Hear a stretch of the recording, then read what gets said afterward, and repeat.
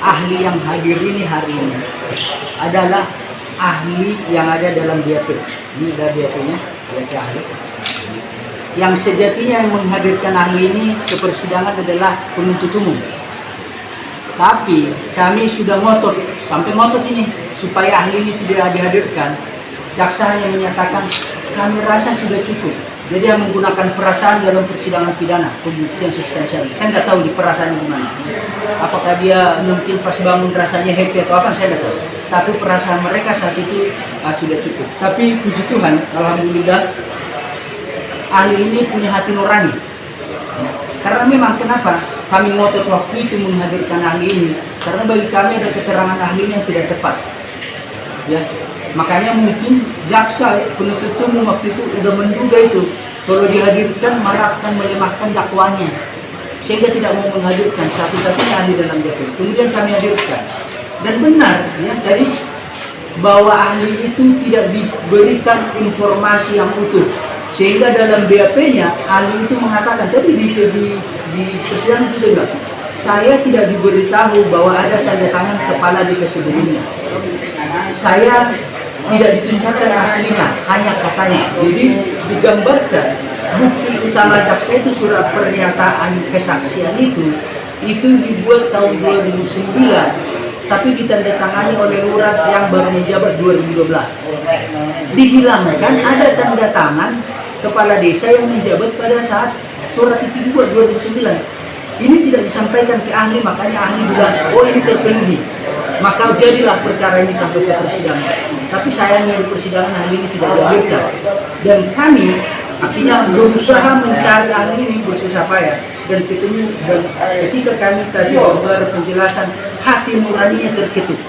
Dia bilang ini bukan persoalan. Mau besok-besok saya tidak dipakai polisi untuk menjadi ahli, silakan. Tapi hati nurani saya bicara. Kalau begini kondisinya di sini nggak ada pidana, apalagi legalisir. Apalagi kalau surat yang diduga palsu itu tidak ditunjukkan di persidangan. Itu gimana? Siapa yang dimana buktinya? Jadi itu kira-kira hari ini kenapa kita berusaha menghadirkan ahli ini yang notabene ada dalam BAP, harusnya menguatkan dakwaan dong. Harusnya dihadirkan jaksa dong, tapi jaksa tetap tidak menghadirkan. Dan itu kami bisa hadirkan. Itu kira-kira gambaran, dan tadi ahli sudah dengan terang benderang mengatakan kalau kondisinya demikian, ini tidak ada di sini perbuatan memasuk surat atau membuat surat palsu. Masalah terdakwa, ya itu kan masalah teknis sebenarnya.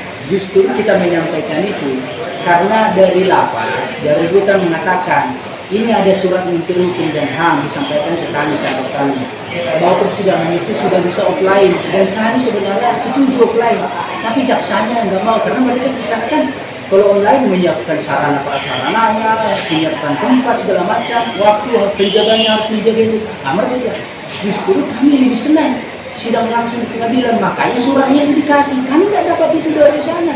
Siapa kami?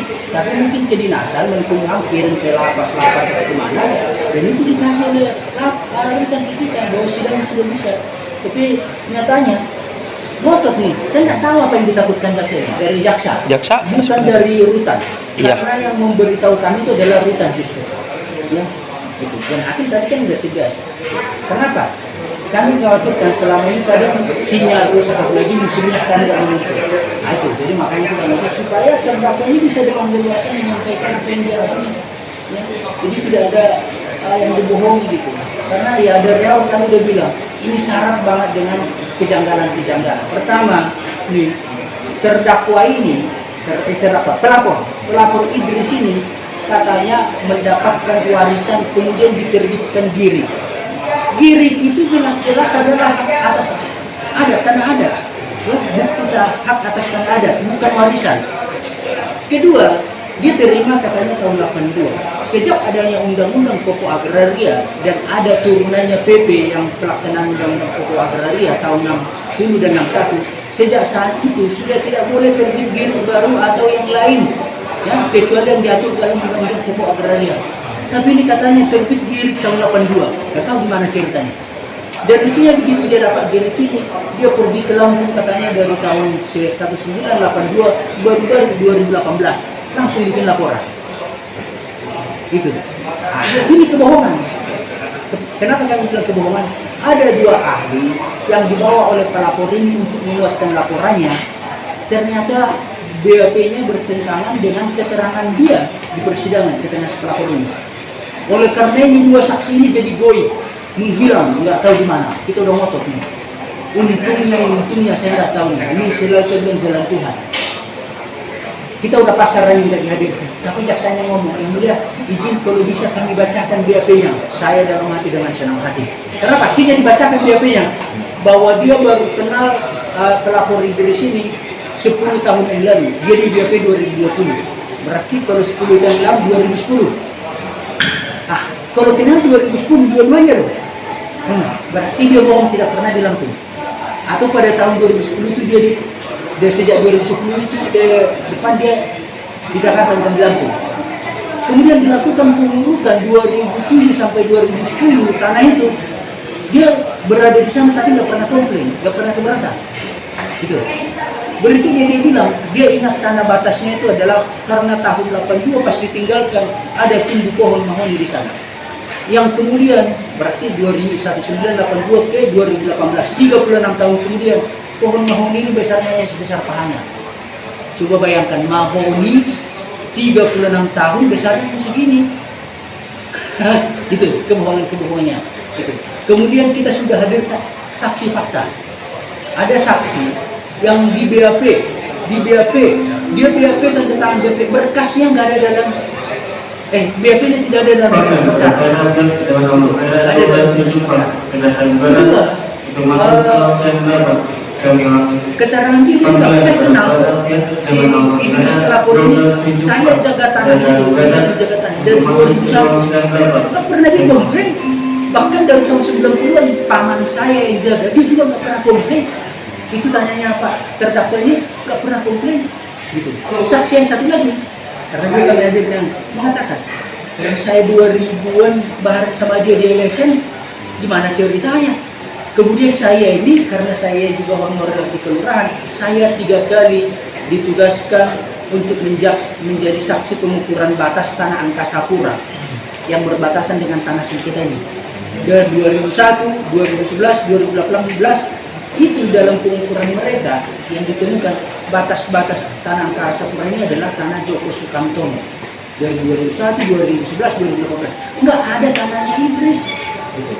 Itu kira-kira sehingga ini pun ahli kami sangat mau kemarin ya, mungkin mereka mau mencoba tadi supaya apa yang disampaikan ahli ini tidak terungkap. Tapi begitu yang karena ahlinya kami kenal ya, saya juga dosen pengajar, ahlinya pasti dosen, ya pasti kita saling kenal gitu. Saya hanya ketuk hatinya sebenarnya awalnya dia bilang, gimana ya? Saya kan udah saksi dari ini, kenapa jaksa nggak manggil saya? Dia tadi, saya nggak tahu, mungkin karena ada kelemahan di sini makanya tidak dihadirkan. Saya ini berharap bahwa tidak hanya melihat di situ tapi hati nurani. Itu makanya dia bilang hati nuraninya yang mendorong ahli itu mau untuk meluruskan apa yang salah dulu. Saya tidak dikasih tahu begitu, saya dikasih tahu dia aja berkata. Saya segini harapannya. Saya sebenarnya dari awal kasus ini ya mungkin saya tidak mau ini. Saya bilang terdakwa ini pasti dihukum kok.